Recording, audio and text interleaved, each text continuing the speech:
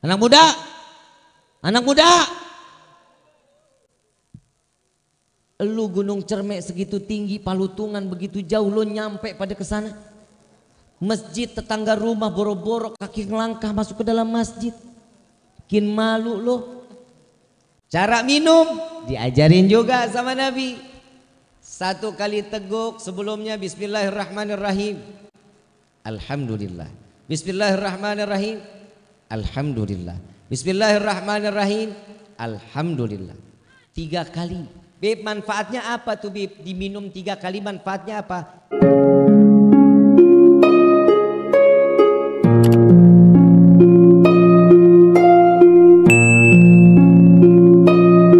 Bismillahirrahmanirrahim. Assalamualaikum warahmatullahi wabarakatuh. Kita udah dikasih Nabiur Rahmah. Kita udah dikasih Nabi yang penuh kasih sayang, Nabi yang memberikan setiap kebaikan, dari mulai makan sampai tidur, dari melek mata sampai merem lagi. Semua diberikan oleh Allah lewat siapa? Nabi Yuna Muhammad SAW. Kebaikan demi kebaikan, kebaikan demi kebaikan. Tapi kitanya aja memang nggak pernah ngelakuinnya. Betul apa enggak? Contoh lagi, contoh.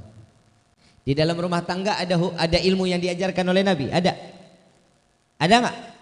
Di dalam rumah tangga ada pelajaran dari Nabi? Contoh, ya, Bu, dengar nih.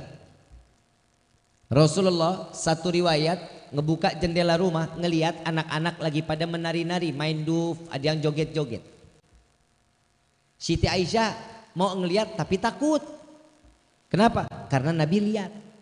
Nabi tahu. Rasulullah tahu betul Siti Aisyah ini pengen banget ngelihat yang ada di luar. Saat itu dipanggil Siti Aisyah, ya Aisyah sini. Rasulullah di jendela. Siti Aisyah suruh tanya. Ini Aisyah mau lihat? Mau ya Rasulullah. Siti Aisyah menaruh dagunya di pundak Nabi Muhammad SAW. Ditaruh. Paham berarti ya? Paham gak? Berarti ditadangin begini di dagunya Nabi. Ditanya sama Rasulullah, sudah puas belum? Belum ya Rasulullah. Sudah belum? Ya Rasulullah. Masih asyik Siti Aisyah. Bukan ngelihat anak-anaknya. Kenapa? Karena dagunya ada di pundak Nabi Muhammad sallallahu alaihi wasallam. Sampai ini penari udah nggak ada yang joget, udah nggak ada, tetap Siti Aisyah masih ngelihat. Ditanya, udah belum? Belum ya Rasulullah. Kenapa? Saking nikmatnya pundak Nabi Muhammad sallallahu alaihi wasallam. Besok ibu kalau ngelihat bapak lagi di luar, taruh. Kira-kira diapain sama bapak? Ih, apa-apaan sih? Betul? Tuh Pak. Ya Pak ya? Nggak boleh. Nabi bukan yang ngajarin tuh. Nabi yang ngajarin. Kenapa? Keromantisan di dalam rumah tangga juga diajarin sama Nabi Muhammad sallallahu alaihi wasallam. Akhlaknya luar biasa. Seorang istri ditanya, wahai istriku ya Aisyah, adakah makanan yang bisa dimakan pagi ini? Jawaban Siti Aisyah, ya Rasulullah, udah 2 bulan dapur nggak mengeluarkan asap. Jawaban Rasulullah, baik ya Aisyah, kalau begitu saya minta maaf, saya hari ini saya berpuasa. Keluar Rasulullah, dikejar sama Siti Aisyah, ya Rasulullah, boleh nggak saya puasa juga? Paham nggak dari kisah ini Bu? Bu, paham dari kisah ini? Apa? Dapur Nabi tidak mengeluarkan? Berarti nggak pernah? Rasulullah marah sama istri nggak? Istri marah nggak sama Rasulullah? Dua-duanya dipakai untuk ibadah, sama-sama berpuasa kepada Allah. Model kayak ibu bagaimana? Hah? Bapak pulang. Yang ada nggak makanan sarapan hari ini? Boro-boro. Dari kemarin gue kagak apa kagak. Beda nggak kita sama Nabi? Diajarin nggak sama Nabi? Untuk yang berakhlak diajarin apa enggak? Coba digunain ibu bapak yang dirahmati oleh Allah. Rumah tangga bakal adem, tentrem, ayem. Ini yang ditanda-tanda sebagai keluarga yang sakinah, mawaddah. Tuh. Senang gak ikut cara Nabi? Ada lagi. Nabi pernah gak sih suap-suapan sama Siti Aisyah? Siti Aisyah saat Nabi mau makan, Siti Aisyah ngeliatin aja sambil senyum-senyum. Nabi ambil makanannya, Nabi makan, selesai Nabi makan, Nabi ambil lagi, Nabi suapin Siti Aisyah. Dimakan, senang banget. Ibu pernah disuapin sama suami?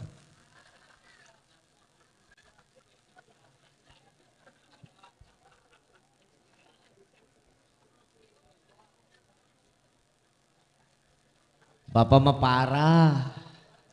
Gak boleh gitu Pak, suapin. Lagi sakit juga gak disuapin.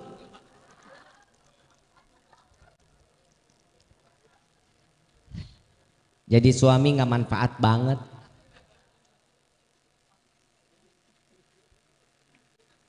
Nabi ajarin gak? Diajarin. Cara minum diajarin juga sama Nabi. 1 kali teguk sebelumnya bismillahirrahmanirrahim. Alhamdulillah. Bismillahirrahmanirrahim. Alhamdulillah. Bismillahirrahmanirrahim. Alhamdulillah. 3 kali. Kalau kita gimana?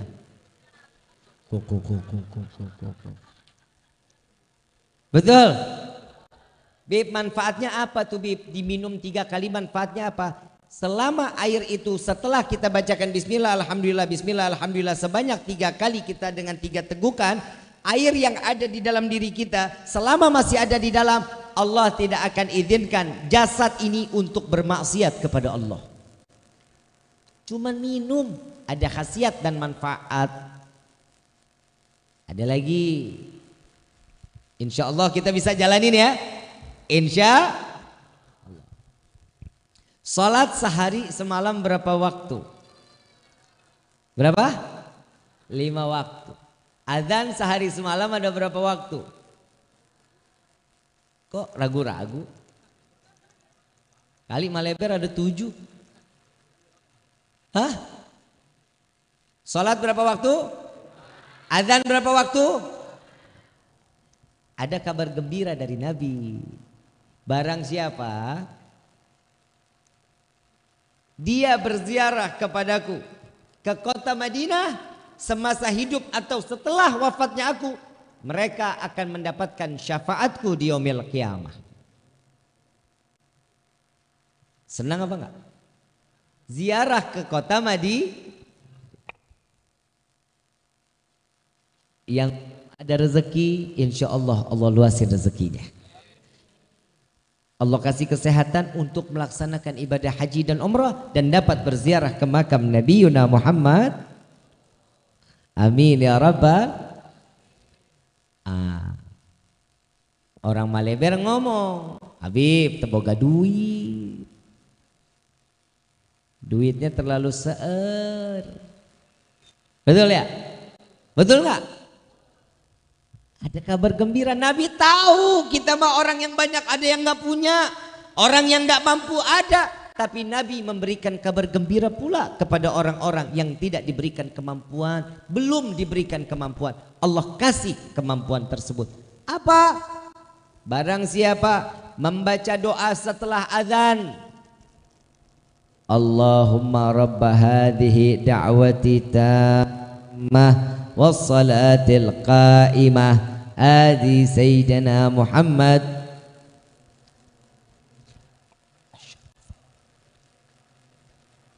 wabadhu maqamal mahmudan alladhi wa'adtah innaka la tukhliful.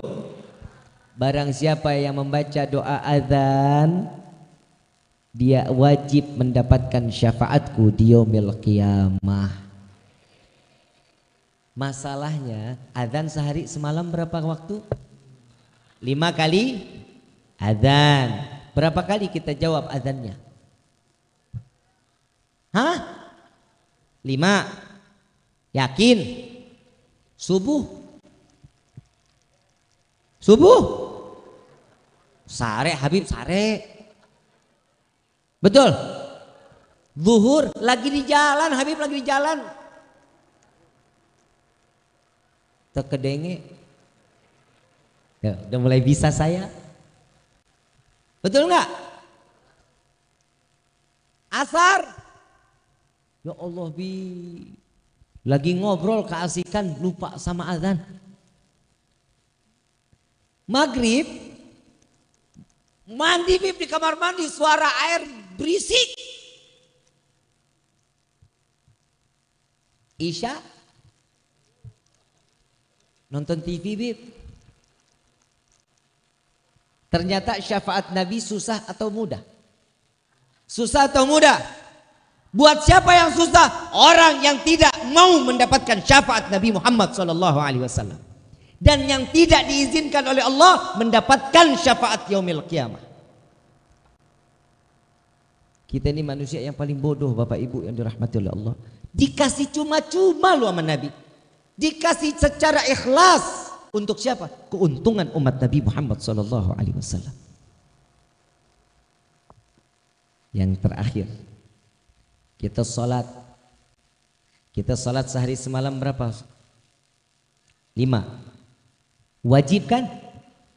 Jika seseorang tidak menjalankan ibadah sholat yang wajib, maka sama seperti dia berzina dosanya. Setelah berzina anaknya terlahir, anaknya dibunuh. Dosa besar apa enggak? Dosa besar apa enggak? Sudah tahu dosanya, Udah tahu dosanya. Tapi kenapa masih orang yang ninggalin?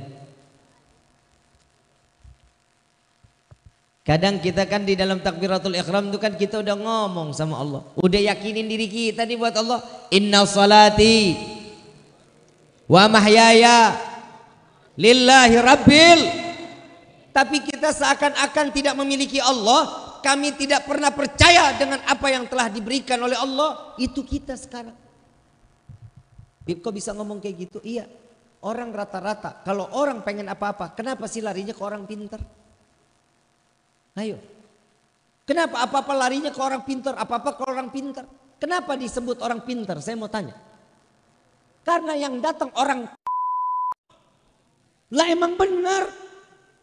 Sekarang udah banyak yang namanya orang pintar berkedok agama. Hati-hati nih, hati-hati.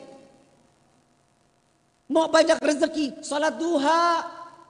Mau diangkat penyakit, baca surat kahfi, baca sholawat syifa. Itu diajarkan oleh Nabi. Mbah, aing teboga duit. Ngomong sama mbah, teboga duit. Lah tuh mbah rumahnya aja disandarin bebek rupuh. Dalam hati si mbah, sawa aing jul. Sama dia juga enggak punya duit. Kalau dia kaya, dia punya, dia duluan yang kaya, bukan kita. Allah janji di dalam Al-Quran, barang siapa yang memudahkan orang lain untuk di dalam segala hal kebaikan, maka Allah permudah apa yang dia inginkan di dunia dan di akhirat. Janji siapa? Allah. Barang siapa membuka rezeki untuk orang lain, maka Allah akan membuka rezekinya terus sampai yaumil. Siapa yang bilang? Allah. Justru kita ini lebih banyak menyetop rezeki orang, kita menyekat rezeki orang, saling sikut, saling menjelekkan satu sama lain. Agar apa? Agar terlihat jauh lebih mulia daripada orang yang lain. Kedudukan dunia akan pasti hancur. Tidak ada kedudukan di dunia ini yang abadi, melainkan hanya Allah yang akan terus menerus mulia dan abadi terus sampai ke dalam surga. Kita ini siapa? Ngelihat orang begini dikit, tetangga beli motor, kita tempel koyo. Tetangga beli mobil, kita yang kejang-kejang. Ini beda antara kita sama Nabi ini, makanya Nabi nggak diturunin di Maleber. Masjid bagus nggak nih? Masjid bagus nggak? Sekarang kira-kira yang hadir di sini berapa orang? 100 ada? 200? Lebih? Ini masjid nampung berapa? 100 sampai? Kalau sampai sini nih tenda berapa? 200. Ini malam penuh kan? Ini malam penuh kan? Subuh kayak begini nggak? Subuh nggak pernah begini.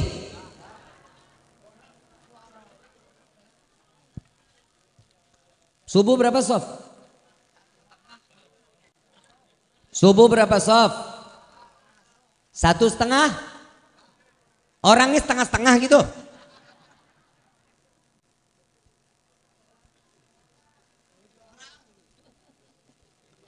Pasti yang datang aki-aki. Betul apa enggak? Anak mudanya pada kemana? Anak muda? Anak muda? Lu Gunung Cermek segitu tinggi, Palutungan begitu jauh, lu nyampe pada ke sana. Masjid tetangga rumah boro-boro kaki ngelangkah masuk ke dalam masjid. Bikin malu lo. Saya cuma mau bilangin sama bapak-bapak yang ada di sini, Merbot, DKM. Kalau ada anak muda yang nggak sering main ke masjid, kalau mati jangan pernah disolatin di masjid. Gelindingin baik, gelindingin. Yang datang aki-aki ke masjid, kenapa yang sering datang aki-aki? Karena tahu mereka umurnya udah expired. Lah emang benar. Padahal kematian, ingat yang tua atau yang muda, semuanya sama. Betul. Yang di dalam kandungan bisa mati nggak? Yang baru lahir, yang masih muda gagah. Sini ada yang umur 60 ada. 3 tahun lagi. Nabi meninggal umur berapa? Kata Nabi apa? Kita umat Nabi ini umurnya nggak jauh-jauh dari nabinya, 60 sampai 7. Kalau 60 berarti berapa lagi umur? Nah kan lu yang nyumpahin kan 3 tahun aja. Yang 63 ada? Mana? Ada yang 63 ada? Tinggal dicabut sikringnya. Paeh. Betul. Sekarang kalau orang yang mati atau meninggal? Kalau manusia mati atau meninggal? Bukan mati. Inna salati wa mahyaya lillah wa mamati, nggak ada wa meninggali. Ibu bapak yang dirahmati oleh Allah, percaya dengan takdir Allah? Percaya dengan takdir Allah?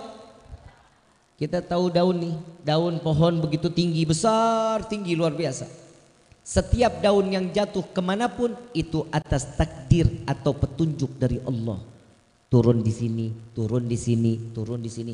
Kalian mau jabatan seperti apapun, semua akan kembali kepada kita sholat. Kita sholat. Yang namanya bujur, hoi, bujur. Ini apa namanya? Bahasa Sundanya apa? Hulu apa sirah? Sarwa bae Habib. Betul kan? Ini kepala nih. Kalau dipukul marah apa enggak? Kenapa? Enak aja. Ini kepala saya difitrah ini. Betul enggak? Saat sujud kepala ada di mana? Sejajar dengan apa? Telapak kaki. Bujur adanya di mana? Lebih tinggi dari kepala apa lebih rendah dari kepala? Jadi dunia ini lo mau sebagaimanapun, kalian mau berbuat apa, tetap kalian akan adanya di yang namanya dunia, akan larinya ke belakang. Gak akan pernah kita nikmatin. Yang saya bingung, setiap orang lagi buang air besar, kenapa masih diliatin? Kenapa?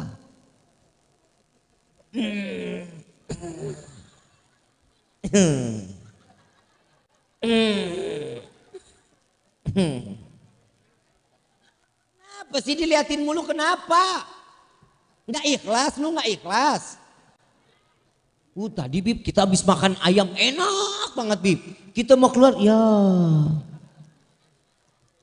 Ya waktunya keluar memang harus keluar. Coba kalau orang nggak bisa buang air besar, penyakit apa enggak? Tanda-tanda orang yang belum bisa ikhlas, kalau buang airnya masih dilihatin, itu ciri-ciri orang gak ikhlas. Kadang banyak yang nanya sama saya, Habib gimana cara untuk ikhlas? Lu lihat aja sendiri, lo nengok. Kalau masih nengok berarti lu orang yang gak ikhlas. Yang namanya di dalam kehidupan pasti harus ada yang dibuang. Mata kita ada kotoran gak? Hidung kita ada kotoran gak? Telinga ada kotoran gak? Kulit ada kotoran gak? Kuku ada kotoran gak? Dalam perut ada kotoran gak? Semuanya kotoran kok. Ada yang harus dibuang. Semuanya harus dibuang. Kita ditugasin sama Allah dari ujung rambut sampai ujung kaki. Pelihara. Dirawat. Dijaga. Bukan dirubah. Udah benar jadi perempuan, pengen jadi laki. Ada udah jadi laki, pengen jadi perempuan, kelamin dibuang. Ada jakun, ini jakun manfaat bahwa lu tuh kayak am jago. Suaranya ngebas-ngebas seksi. Yang namanya laki-laki ada jagon, itu laki-laki sempur. Berarti dia balik. Betul nggak? Ya kalau ngelihat anak-anak mana ada jakun yang terbelah? Ada? Gak ada, masih lempeng, suaranya masih asik. Suaranya masih ngelengking. Ini model kayak kita begini, jangkun udah terbelah-belah.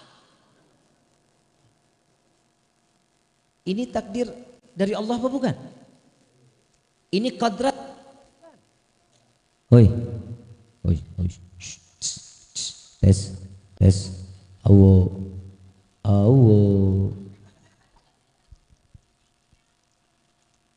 Yang perempuan sudah menjadi kod, laki-laki sudah juga menjadi kod. Bisa dirubah. Kodrat itu nggak bisa dirubah. Kalau takdir bisa kita rubah. Kalau takdir bisa dirubah, bisa.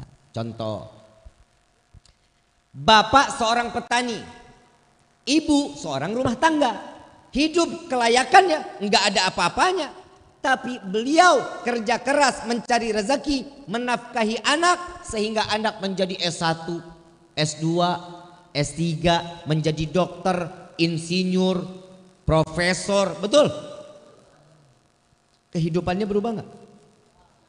Takdir berubah nggak? Itu namanya boro-boro dulu pernah tahu mobil apa aja mereknya, naik sepeda aja kagak punya, betul? Tapi anak menjadi sukses, pulang ke kampung, Pak, Bu, naik mobil baru nih. Betul? Naik gak derajat yang namanya orang tua?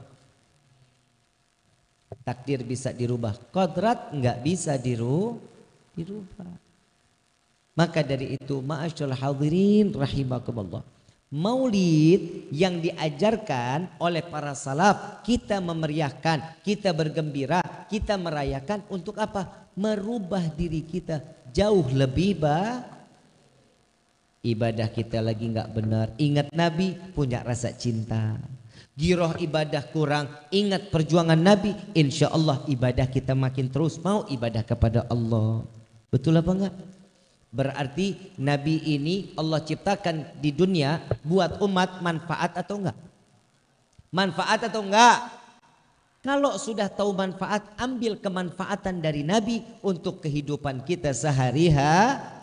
Contoh kecil, pakai sendal kaki kan, buka sendal kaki ini kan satu yang ketiap harian kita lakukan.